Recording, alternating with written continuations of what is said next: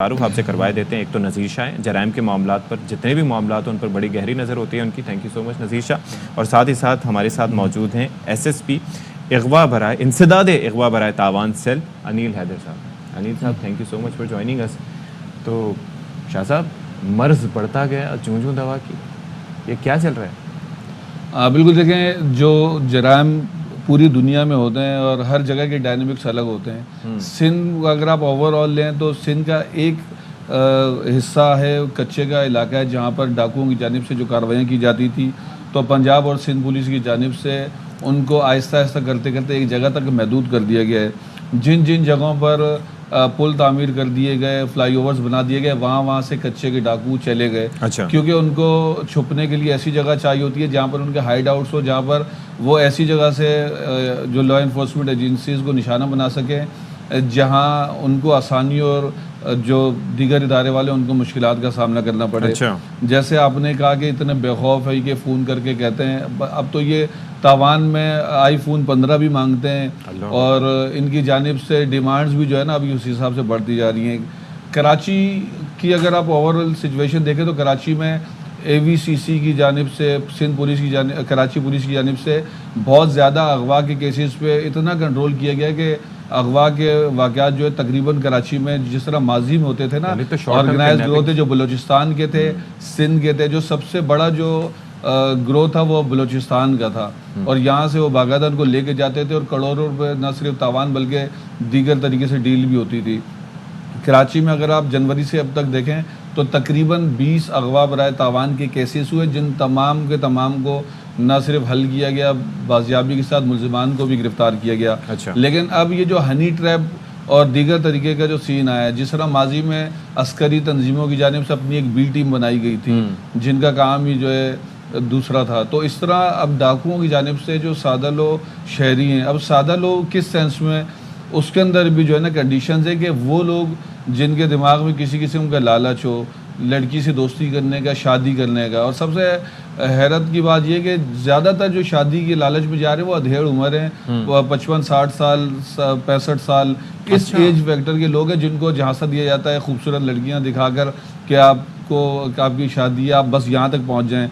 ऐसा नहीं है कि डायरेक्ट उनको कच्चे में बुलाया जाता है, तो वो कच्चे के बारिश डाकू निकलते, डायरेक्ट कच्चे में उनको नहीं बुलाया जाता। ये तो और ये सखर तक या किसी एक जगह तक पहुंच के फिर वहां से इनको जो है बाराती लेके जाते हैं और फिर वहाँ फिर जंजीरों में बांध के उनकी शादी करा दी जाती है। अनिल साहब, तो ये गुफ्तगू का हिस्सा इनको भी बना लेते हैं। ये तो एक तो फिजिकल ट्रॉमा हुआ, ये तो इमोशनल ट्रॉमा, यानी कि सोच के क्या जाएं और वहाँ पर निकले क्या। जी बिल्कुल ऐसा ही होता है। इसमें बाज़ दफ़ा ऐसा भी हुआ है कि हमने इंटरसेप्ट किया ऐसे लोगों को जो जा रहे थे, तो तकरीबन 3 से 4 लोगों को हमने पहले ही इंटरवीन करके अपनी कस्टडी में लिया है, फिर उनकी हमने डीब्रीफिंग की है, उनको काउंसिल किया है, तो वो एक रियलिटी शॉक में चले गए थे।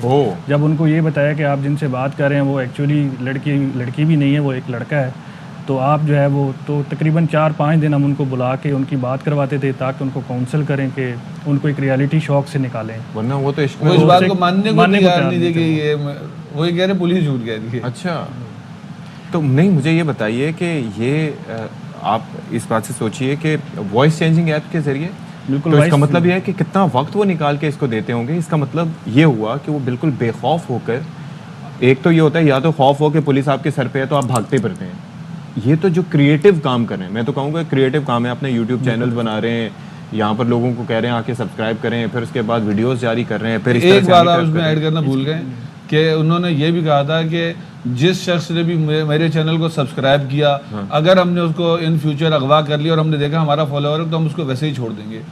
अच्छा, इसमें मैं सितम शरीफी पे मुझे समझ नहीं आ रहा मैं हंसूं या रोऊं। इसमें IG सिंध ने काफ़ी स्पेशल इंटरेस्ट लेके कमिटमेंट भी उन्होंने की हुई है हनी ट्रैप के ऊपर, तो इसमें कुछ एफर्ट्स करके हमने जो टावर डिग्रेडेशन है मोबाइल कंपनीज़ की, वो भी हमने रिक्वेस्ट की हुई है, उसमें कुछ कंपनीज़ की हो गई है ताकि उनको हम उस 4G के नेटवर्क से 2G के नेटवर्क पे लेके आएँ। अच्छा। और वो एटलीस्ट ये जो सोशल मीडिया का जो कंटेंट है या वो उस तरह का वहाँ पर एक्सेस ना हो, वो कुछ कंपनी से हमारी उसकी है अंडरस्टैंडिंग, कुछ से हमारी अभी वो रहती है, तो वो इंशाल्लाह वी आर होपफुल कि we will get it on some page के इनको टावर डिग्रेडेशन के ऊपर ले जाए। उसके अलावा भी हमने IG साहब ने काफ़ी वहाँ पर वो मामला तो वहाँ कर है अनिल साहब, वो कि अगर वो वहीं तक महदूद रहें क्योंकि उनके हाथ भी लंबे हैं और उनकी पहुंच भी है। अब यहाँ पर जिस तरीके से लोगों को ट्रैप करके लेके जाते हैं, तो आप अंदाज़ा कीजिए कि वो यहाँ पर आके भी यूज़ कर सकते हैं, प्लस उनके पास सैटेलाइट फ़ोन्स भी होंगे और भी टेक्नोलॉजीज़ होंगी। उनके पास ये 4G का नेटवर्क है, बस ये यूज़ करते हैं वो 3G 4G नेटवर्क है। ज़्यादा से ज़्यादा वो डिवाइसेस को यूज़ करेंगे तो टावर की एम्पलीफिकेशन डिवाइसेस यूज़ कर सकते हैं, वो जिसमें सिग्नल एनहांसमेंट वगैरह वो करते हैं। बाकी कुछ लोग उनके जो हैं जो इन पर्सन आते हैं यहाँ पर मज़दूरों की शक्ल में आते हैं, वो बेसिकली मजदूरी करने के उसमें होते हैं, तो वो साथ वाले टारगेट आइडेंटिफाई करते हैं। वो यहाँ भी उसको पहले कन्विंस करते हैं, वो बंदा खुद अपनी मर्ज़ी से जाता है, उसमें जो भी बंदा होता है उसकी साइकोलॉजिकल। मुझे एक चीज़ बताइए कि यहाँ पर जैसे बताया गया कि फैक्ट्रियों में आके काम करते हैं, भेस बदल के काम करते हैं। अच्छा, जिन लोगों को लेके जाते हैं वो तो माली लिहाज से वो खुद भी इतने आसूदा तो नहीं होते अगर कोई फैक्ट्री में काम कर रहे हैं, तो फिर वो किस तरीके से उनसे तावान तलब कर पाते हैं? क्योंकि वहाँ पर ले जाके भी तो उनको रखना एक लाइबिलिटी है, फिर उनको वापस भी भेजते हैं। तो ये असल में वो बेसिकली वो ये एक लॉन्ग टर्म किडनैपिंग की एक फॉर्म है, जिसमें वो ये कहते हैं कि आपका अगर घर भी मौजूद है तो वो घर बेचने के पीछे आपको फोर्स करते हैं। अच्छा, कि आपकी कोई प्रॉपर्टी पहले है पता चला लेते हैं, उनको पहले पता होता है कि इस बंदे के पास घर मौजूद है, कि वो इसका अपना घर है, तो उन्हें पता होता है कि घर कितनी मालियत का है, तो वो फिर इस पर कन्विंस करने की कोशिश करते हैं कि वो बंदा घर सेल करे। घर सेल करने के बाद जो है वो बंदा फिर उनसे वो पैसे वो तलब करते हैं, कोई भी प्रॉपर्टी उनके माइंड में होती है उनकी, तो फिर वो तावान तलब करते हैं। दूसरा जो डाकू हैं, देखें ये एक बेहिस हैं, जिस तरीके से ये टॉर्चर करते हैं, वीडियो देखते हैं, उससे आपको अंदाज़ा हो जाता है। दूसरा एक गूगल टेक्नोलॉजी है, आपको भी इस चीज़ का अच्छी तरह अंदाज़ा होगा कि आप जो चीज़ सोचते हैं या जो चीज़ एक दफ़ा सर्च करने लगते हैं तो आपके सामने वही चीज़ आती है। तो इस तरह ये साथ वाले के माइंड को रीड करते हैं। अगर उसको मोटरसाइकिल लेट सपोज उसको 1 to 5 अच्छी लग रही है, तो ये उसके मोबाइल पर व्हाट्सएप पे एक इश्तहार भेजेंगे कि 1 to 5 जैसे 2.5 लाख 2 लाख की तो बोलेंगे 50,000 रुपये की, और वो भी किस्तों में उसको लालच देंगे ताकि 1 to 5 लेने के लिए वो उस जगह तक आ जाए जहाँ से उसको ले जाए। इसी तरह लड़की बन के बात करना है, लड़की की तस्वीर भेजना है, ट्रैक्टर की भेजना कि ट्रैक्टर की स्कीम आई हुई है। अच्छा, ज़्यादातर यानी कि हर किसी के दिमाग के हिसाब से ये उसको पहले देखते हैं ना कि उसको ज़रूरत किस चीज़ की है और वो किस चीज़ में ट्रैप होगा। तो इस तरह तकरीबन 9 लोगों को यहाँ से एक अच्छे में लेके गए, फिर AVCC ने उनमें से तकरीबन 5 लोगों को बाजियाब करवाया है। तो अनिल साहब मुझे ये बताएं कि कहा जाता है कि if you have to fight someone you must know them well.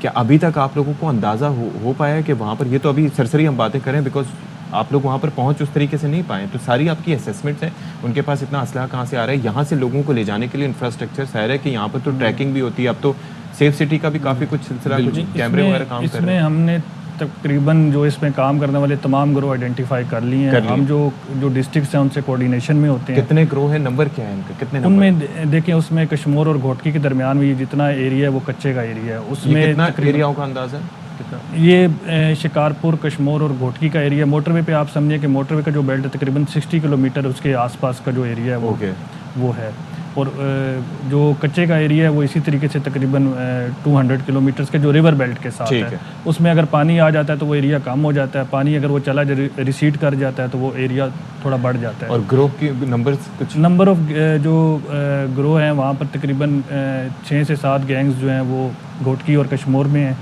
इसी तरह शिकारपुर में एक से 2 गैंग एक्टिव है। और तो उसके नंबर्स कितने, अंदाजन कितने लोग होंगे वो कुछ ये देखें? उसमें उनका अगर जो तकरीबन 7 जो गैंग्स हैं वो आइडेंटिफाइड हैं जो हनी ट्रैपिंग के हवाले से जो काम करते हैं।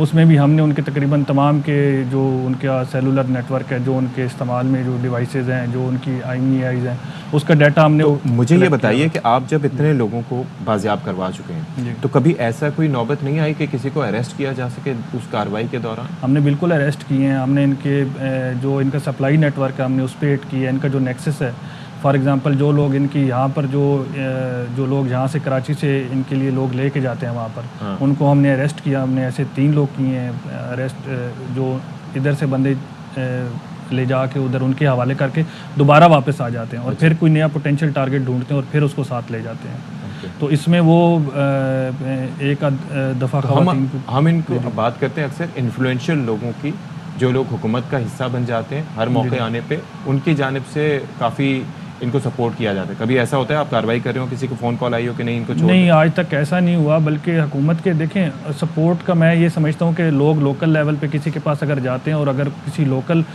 लोगों के आसपास उनको वो जानते हैं तो वो अपनी जान पहचान पे उन लोगों को वो छुड़वा सकते हैं। अच्छा। बाकी support I don't think so कि कोई डायरेक्टली उनको सपोर्ट करता है, they are existing on their own, क्योंकि जितने भी पुलिस ने टारगेट्स न्यूट्रलाइज किए हैं उसके ऊपर कुछ भी ऑन देयर ओन तो कैसे हो सकता है? असल में ऑन देयर उनकी इनएक्सेसिबिलिटी है जहाँ पर वो बैठे हुए हैं, उधर आप देखेंगे सिविल लाइफ ही नहीं है, जोग्राफिकली वो इतना रिमोट एरिया में है कि वहाँ पर आम लोगों का आना जाना ही नहीं है, वहाँ पर आपको चीज़ें ही नहीं मिलेंगी।